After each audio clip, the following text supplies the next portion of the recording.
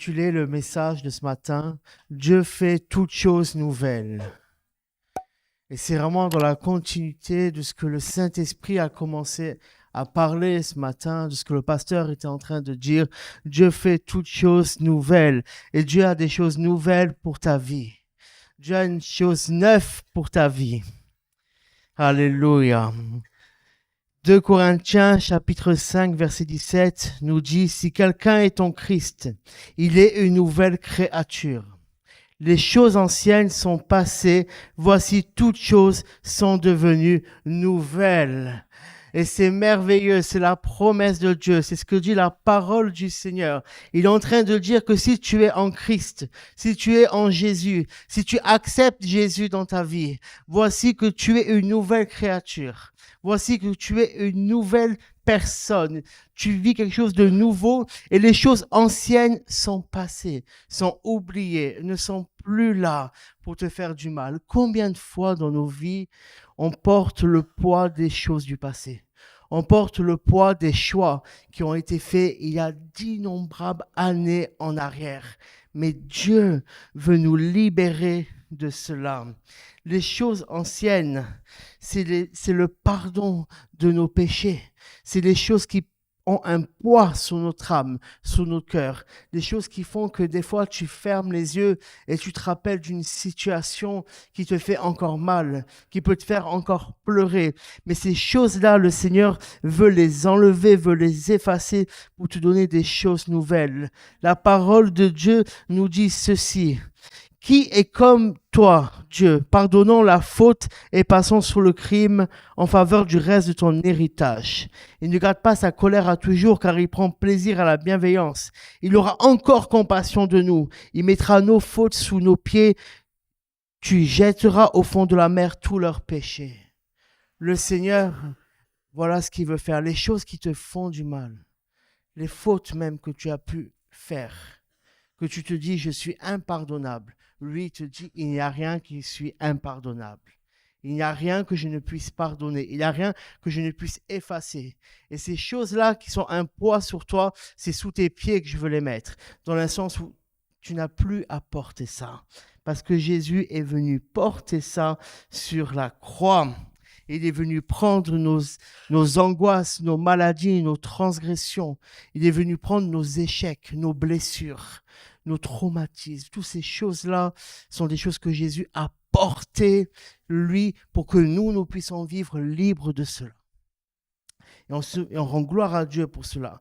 Et dans les choses nouvelles que Dieu veut faire, premièrement, il veut te donner, tu sais, lorsque tu acceptes Jésus-Christ, on appelle ça se convertir. Mais la conversion, ça a un effet direct qui s'appelle la nouvelle naissance. C'est comme si tu nais à nouveau. Lorsque tu acceptes Jésus-Christ dans ta vie, c'est comme si tu devenais une nouvelle personne, comme si tu recommençais à zéro. Qui n'a jamais rêvé d'avoir une deuxième chance dans la vie? Qui n'a jamais rêvé de pouvoir recommencer les choses dans la vie? Mais avec Dieu, c'est possible. Il fait de nous une nouvelle créature. Lorsqu'un homme qui était assez âgé, du nom de Nicodème, c'était un spécialiste de la loi, il est allé voir Jésus et il lui a dit, écoute Jésus, je sais qu'il y a quelque chose avec toi. Je sais que tu n'es pas un homme ordinaire, mais dis-moi plus. Et Jésus commence à lui parler du royaume de Dieu. Et il dit, mais moi je veux faire partie de ce royaume, comment faire, que faire? Jésus lui a dit, il faut que tu naisses à nouveau. Il faut que tu naisses encore. Et cet homme-là n'a pas compris, il a pris ça au sens littéral. Il a dit, attends, je suis vieux, mes parents ne sont plus là, tu veux que je retourne à l'intérieur de ma mère? Non, Jésus dit, rien à voir mon ami. Il faut que tu naisses d'eau et d'esprit. Nous, lorsqu'on est humainement, on est par la chair et de terre. Mais Dieu, lui, est en train de vouloir nous faire naître d'eau et d'esprit. C'est la nouvelle naissance. La nouvelle naissance, ça inclut quoi? Ça inclut un redémarrage. Un redémarrage parfait. Un redémarrage qui est parfait en nous. J'explique. Ça nous donne une nouvelle mentalité. La Bible dit qu'il renouvelle notre intelligence. Laissons-nous renouveler l'intelligence par le Saint-Esprit. Ça fait partie de la nouvelle naissance. Ça veut dire, je suis une créature nouvelle. Mais je ne porte pas seulement ce titre-là. J'agis comme une créature nouvelle. J'agis comme quelqu'un de nouveau. Je pense comme quelqu'un de nouveau. Je parle comme quelqu'un de nouveau. Ça change la donne. Et ce qui est beau, c'est que Dieu nous aime parfaitement. Il nous aime parfaitement. Et je voudrais vous dire ce matin, prendre un verset avec vous, une parabole dans la parole de Dieu. Dans Luc, tu peux afficher le passage que j'ai mis dans l'ordinateur, s'il te plaît. Que Jésus dit ceci. Personne ne déchire d'un habit neuf un morceau pour le mettre à un vieil habit. Autrement, il déchire l'habit neuf et le morceau qu'il en a pris n'est pas assorti au vieux. Et personne ne met du vin nouveau dans de vieilles outres. Autrement, le vin nouveau fait rompre les outres. Il se répand et les outres sont perdues. Mais il faut mettre le vin nouveau dans des outres neuves. Alléluia. Jésus parle de ça. Il est en train de dire, et il a raison. Imagine, tu as un habit qui est neuf, qui est beau, et tu vas le déchirer pour coller un bout de cet habit dans un habit vieux et sale. Ça n'a pas de sens. Ça n'a pas de sens ou pas? Et c'est ça que Jésus veut dire aussi lorsqu'il dit, vous êtes une nouvelle créature. Avec moi, les choses sont nouvelles. Je veux te donner l'habit nouveau en général. Je ne veux pas que tu gardes du passé. Je ne veux pas que tu gardes du vieux qui te fait mal, qui n'est pas beau. Mais je veux que ça soit remplacé par l'habit neuf. Et il parle des outres. Le vieux vin et le vin nouveau. Et vous savez pourquoi je ne peux pas mettre du vin nouveau dans des vieilles outres. Et j'ai besoin de mettre dans des outres neuves. Parce que l'outre neuve, elle a cette capacité de s'adapter. Elle est encore souple. Elle a cette capacité de laisser la bonne forme se prendre. Et c'est ça aussi que le Seigneur fait en nous. Lorsque tu acceptes Jésus, lorsque Jésus vient en toi, en vérité, tu es comme cette outre qui reçoit un vin nouveau, qui reçoit une vie nouvelle, qui reçoit des promesses nouvelles pour ta vie. Je parlerai des promesses après, mais Dieu a des promesses merveilleuses pour ta vie. Tu reçois tout cela. Le Seigneur a tout cela pour toi, mais il va te donner la capacité d'emmagasiner cela. Il va faire, c'est pour ça qu'on a commencé le message avec les choses anciennes sont passées. Parce que si les choses anciennes restent, alors ça va créer un conflit. Alors ça ne va pas résister, ça va exploser. Mais Dieu, lui, son désir, ce n'est pas que ça échoue, mais c'est que ça réussisse. Le Seigneur est venu pour te faire réussir. Le Seigneur a donné sa vie sur la croix pour que toi, tu puisses réussir ta vie. Pour que toi, tu puisses avoir une vie heureuse. Trop de gens ne vivent pas une vie heureuse. Mais Jésus, lui, est venu vraiment te donner cette vie-là. Et c'est à toi de la saisir. C'est à toi de la vouloir. Lui, il est là, tout simplement. Il dit, j'ai fait ma part. Ma part, ça a été de porter tes fardeaux, de porter tes péchés. Ma part, ça a été de mourir pour toi. Mais c'est que, je dis que, vous comprenez bien, mais c'est que la première partie, ça ne s'arrête pas là. Il y a une suite à cela. La suite à cela, c'est de vouloir le reste. Le reste, ça, c'est ce que Jésus a pris. Mais le reste, c'est de ce que Jésus veut donner. Parce que Dieu n'est comme ça. Dieu il n'a pas seulement pris, mais il veut donner. Il veut nous donner. Il veut vous donner des choses nouvelles. Il veut vous donner la paix, la joie. Il veut vous donner des choses qui vous en manquaient même durant votre enfance. Combien de gens sont traumatisés parce qu'ils n'ont pas eu un bon père ou une bonne mère? Je connaissais quelqu'un qui était tellement en colère envers son père.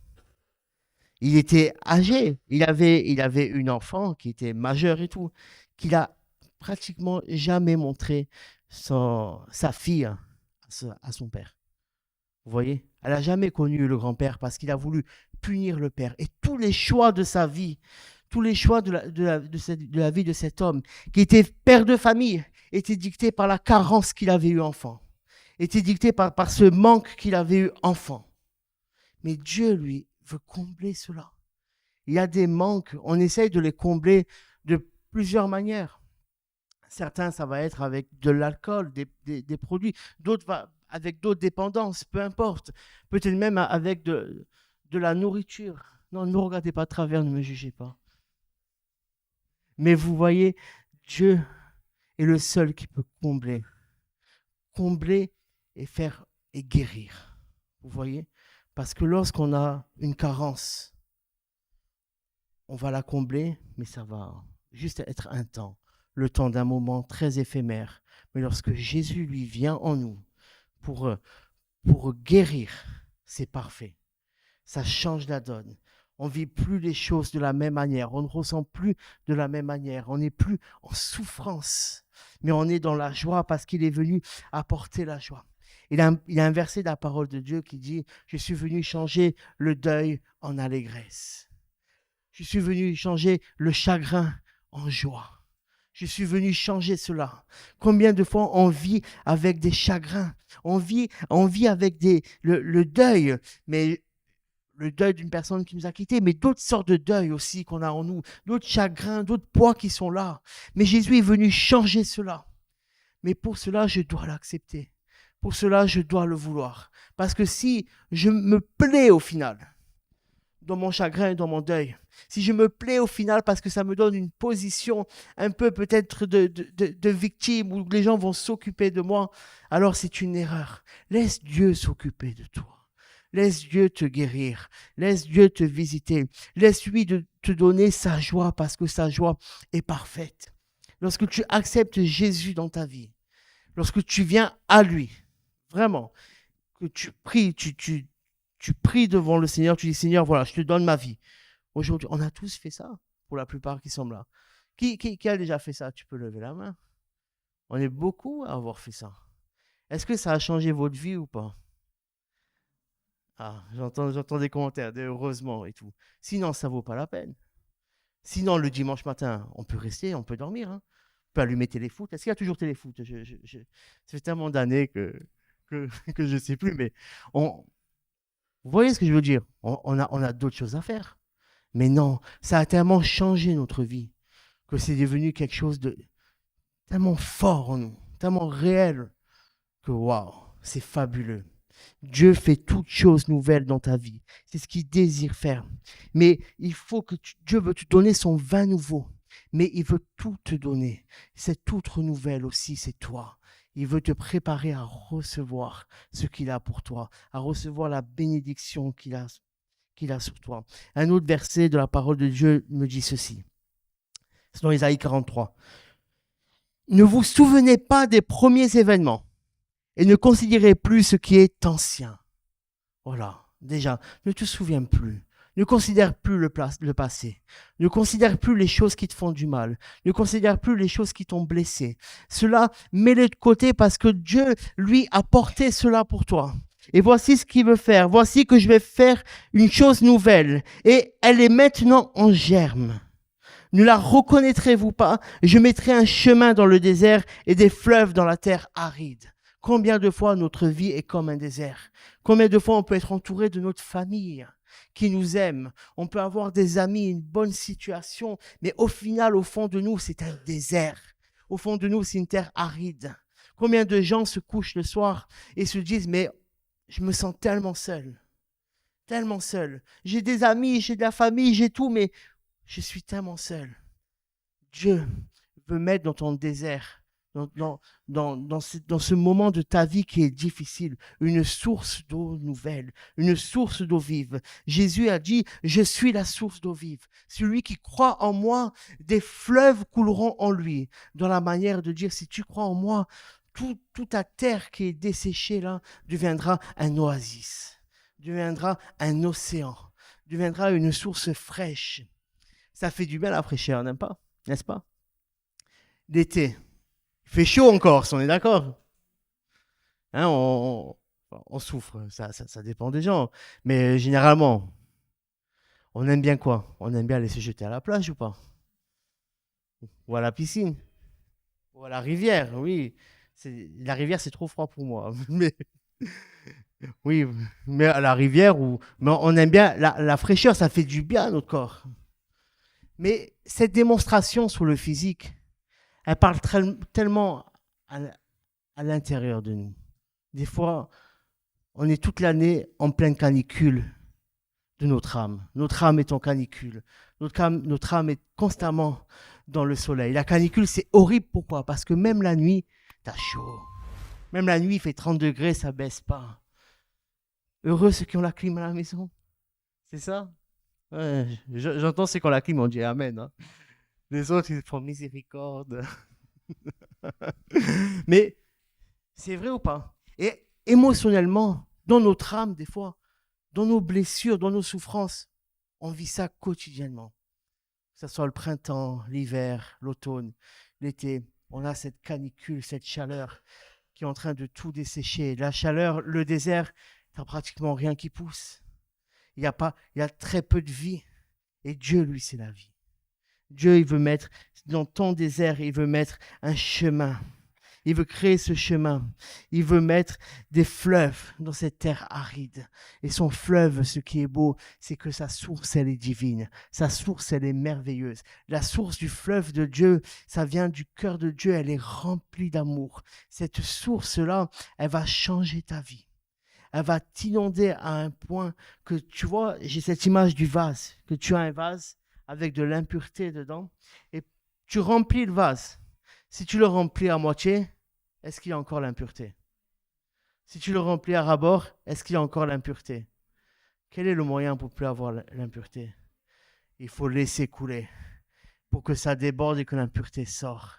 Jésus, il est cette source-là sans fin. Lorsqu'il coule en toi, il coule,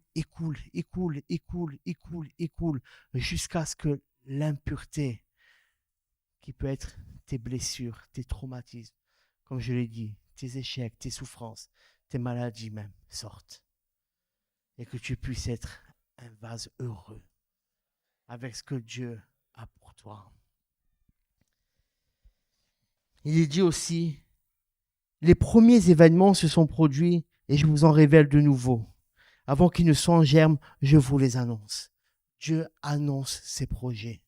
Dieu annonce ses projets pour vos vies. Il ne cache rien. Il est clair. Lorsque je lis la parole de Dieu, je sais les projets de Dieu. Je sais que les projets que Dieu a, c'est des projets de paix et non de malheur. Lorsque le prophète a dit ça, le prophète Jérémie, qui a un très beau prénom à mon goût, lorsque le prophète a dit ça, le peuple était en captivité, était en souffrance. Mais Dieu a dit, moi, les projets que j'ai pour vous, c'est pas ce que vous vivez sur ce moment-là. Je vois à long terme. Je vois à bien plus long terme. Et je peux te dire que c'est des projets de paix et de bonheur. Et ça s'est produit. Et encore maintenant, Dieu a des projets de paix et de bonheur. Dieu, dans ta vie, a toujours un projet. Est-ce que tu sais que lorsque Dieu te donne un projet et que tu arrives à ce projet-là, c'est pas la fin de la course. Tu vas voir que Dieu a un autre projet encore pour toi, pour te faire aller un peu plus loin, pour te donner un peu plus, pour t'encourager un peu plus.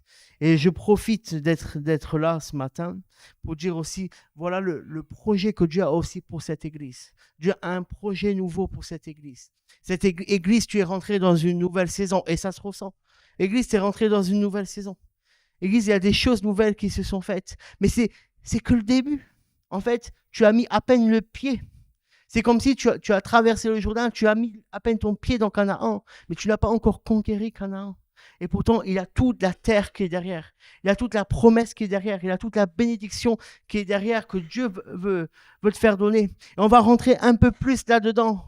Durant, vous savez de quoi je parle.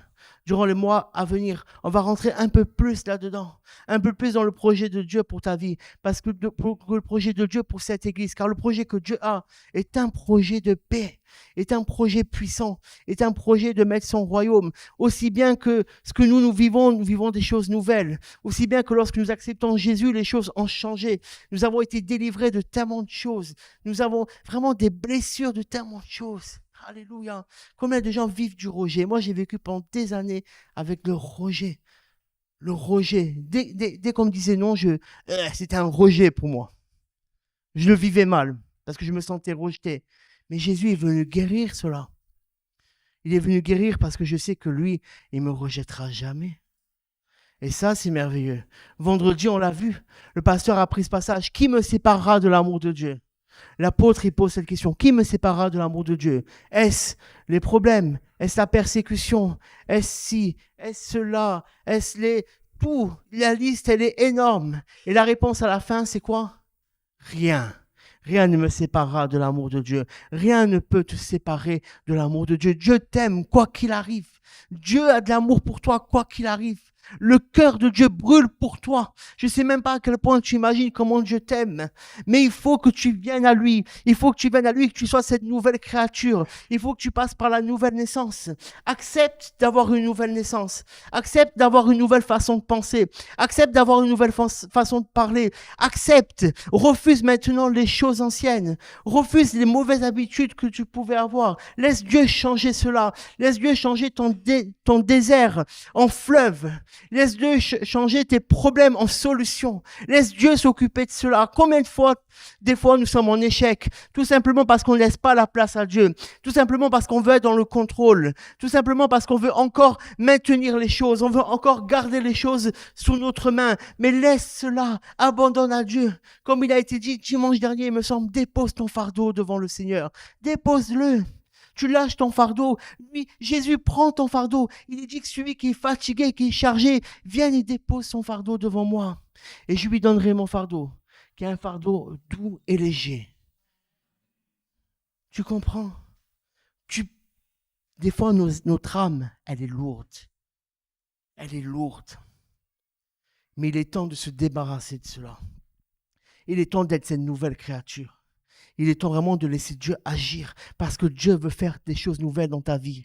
Mon frère, ma sœur, Dieu veut faire des choses nouvelles dans ta vie, mais vraiment à un point exceptionnel. Il veut mettre ce fleuve en toi. Mais accepte-le. Accepte-le. Le Seigneur a des choses à te dire. Le Seigneur a des projets pour toi. Le Seigneur veut te donner cet habit neuf, cet habit nouveau. Cette nouvelle identité, entre guillemets. Tu ne vas pas perdre ta personnalité, je te rassure.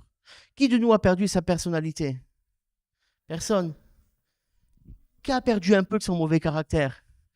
J'ai dit un peu parce que je lève la main, voilà. Qui a perdu beaucoup son mauvais caractère, je suis obligé de baisser la main parce qu'il y a encore du boulot, Seigneur. Mais c'est merveilleux, ça.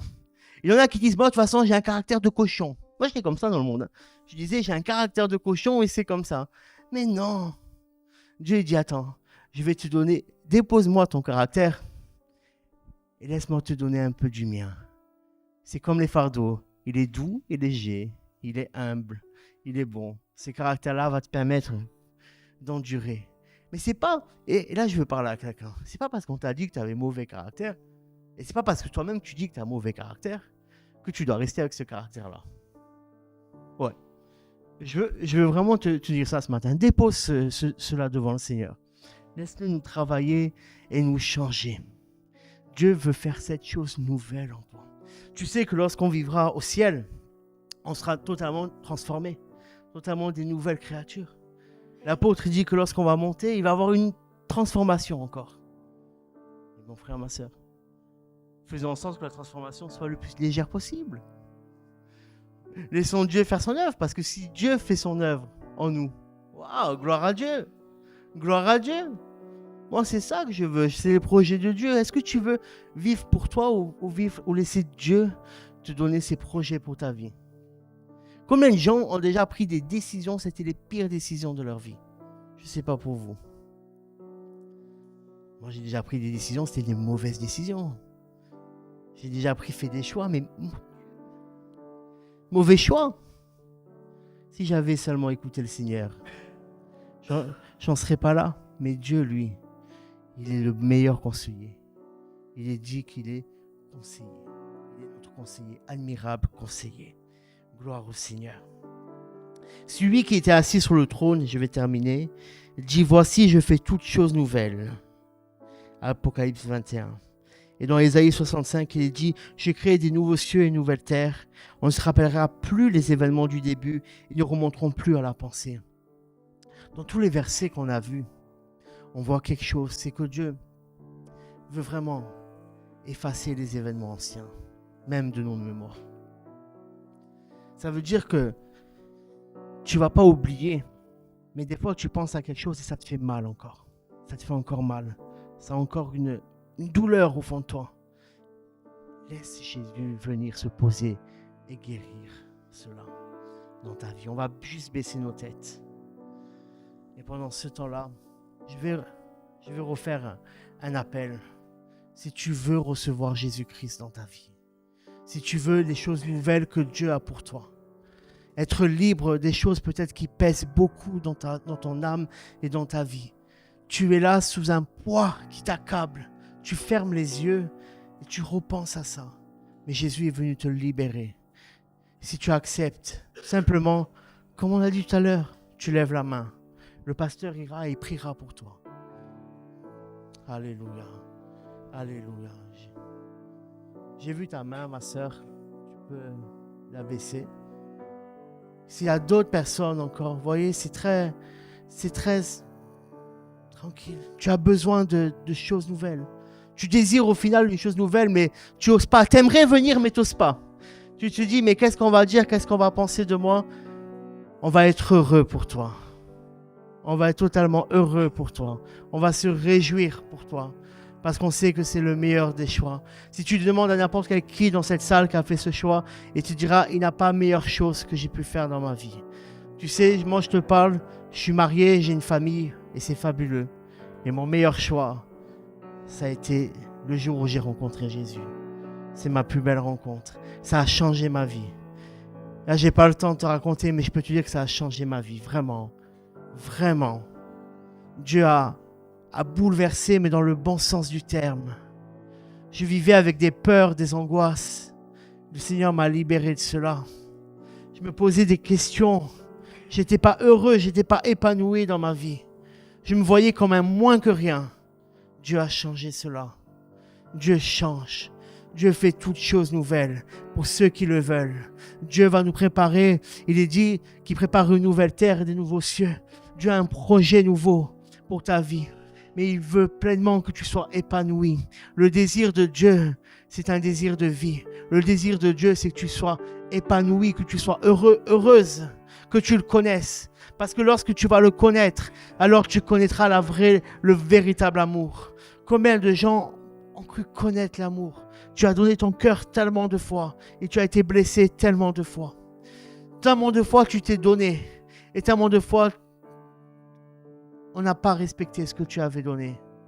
Donne ton cœur à Jésus, tu verras. Il va en prendre soin, il va le réparer. Oh, alléluia.